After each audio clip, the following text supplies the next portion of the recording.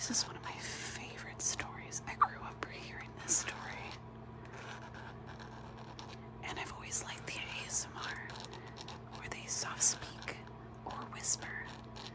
And considering this is my first video, I figured I'm gonna try it out.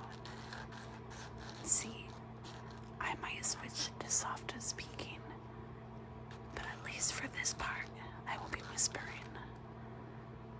So, I hope that you guys enjoy. And I'm sorry that I can't have nails. I know that that makes it better. But I work at a bakery, and we're not allowed to have nails there. So, I tried to grow them out just a tad for this, but I can't have them. So, I have a lavender candle. I love the scent of lavender. It is the most relaxing and calming scent in the world, in my opinion. I have this lavender bundle.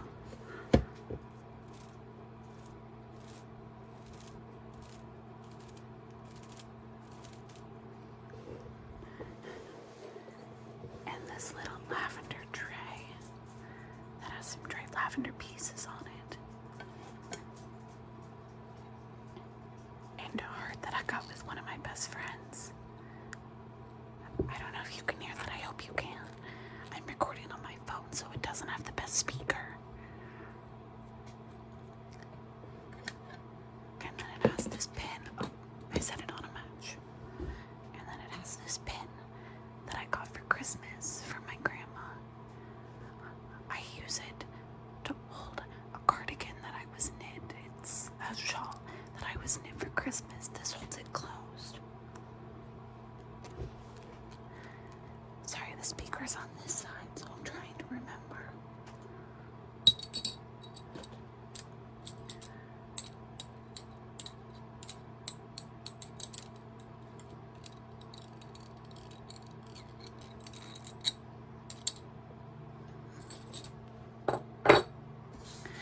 So I'm gonna light this candle.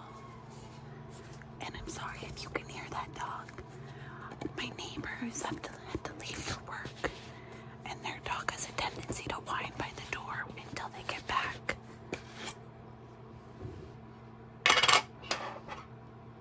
Oh, lid sounds. I love lid sounds. Let's see.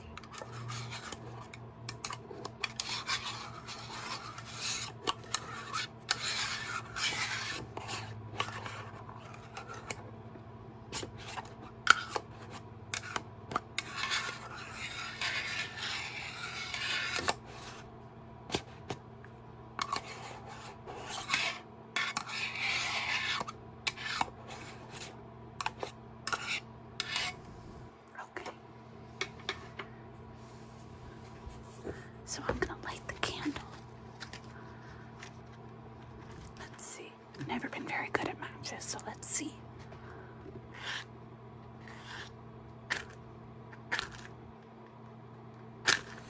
Yay.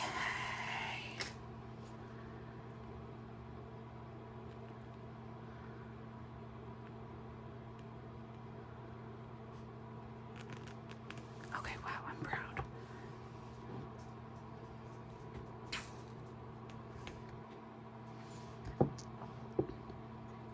GB ASMR had a video where she put the matches in the water, and I really liked that sound. So I think I'm gonna do that in my videos. I hope that that's okay. Alright.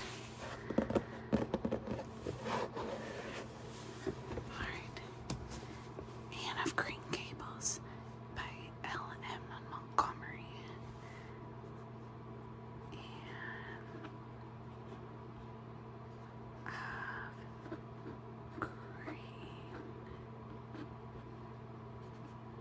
Gables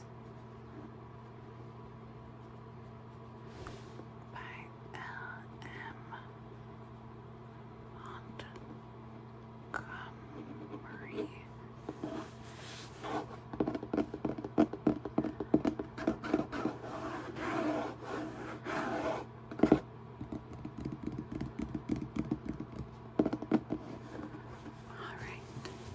let's begin. And again, I might switch to soft speaking off and on because I don't whisper very often. So I don't know how well I'm gonna do.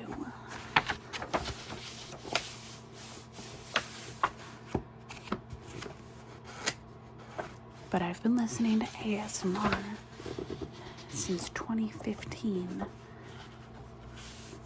And even longer, I just didn't know that that was a thing. See, it has a beautiful portrait of Anne in here. And it's illustrated by Mick Ellison. And the afterword is by James Hines.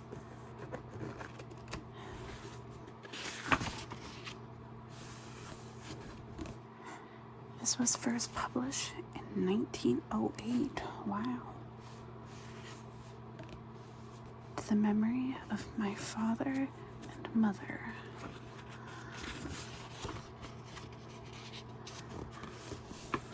Oh, there's a lot of content. I love it.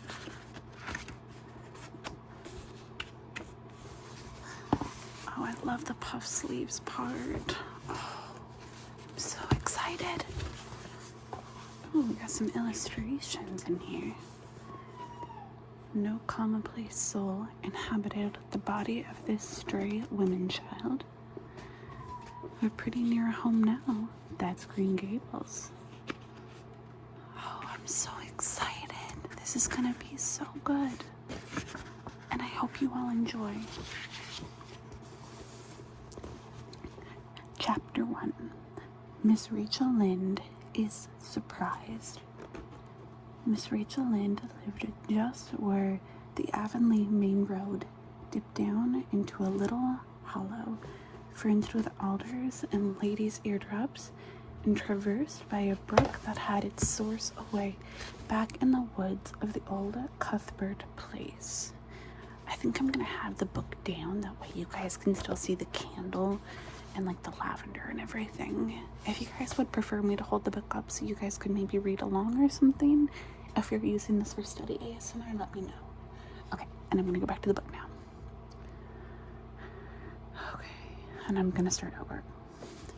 Miss Rachel Lynde lived just where the Avonlea main road dipped down into a little hollow, fringed with alders and ladies' eardrops, and traversed by a brook that had its source away back in the woods of the old Cuthbert place. It was reputed to be an intricate, headlong brook in its earlier course through these woods with dark secrets of pool and cascade.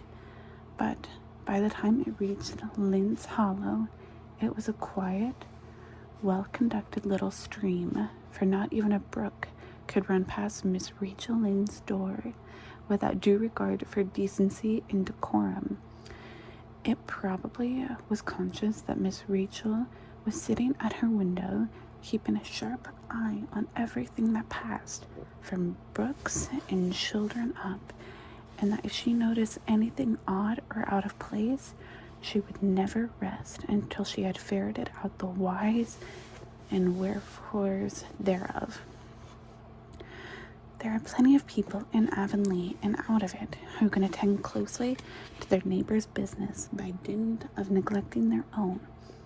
But Miss Rachel Lynde was one of those capable creatures who can manage their own concerns and those of other folks into the bargain.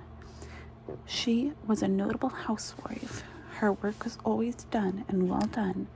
She ran the sewing circle and helped with the Sunday school, and was the strongest prop of the Church Aid Society and Foreign Missions Auxiliary. Yet, with all this, Miss Rachel found abundant time to sit for hours at her kitchen window knitting cotton warp quilts. She had knitted 16 of them, as Avonlea housekeepers were wont to tell in odd voices, and keeping a sharp eye on the main road that crossed the hollow and wound up the steep red hill beyond. Since Avonlea occupied a little triangular peninsula jutting out of the Gulf of St. Lawrence, with water on two sides of it, Anybody who went out of it or into it had to pass over the hill road and so run the unseen gauntlet of Miss Rachel's all-seeing eye.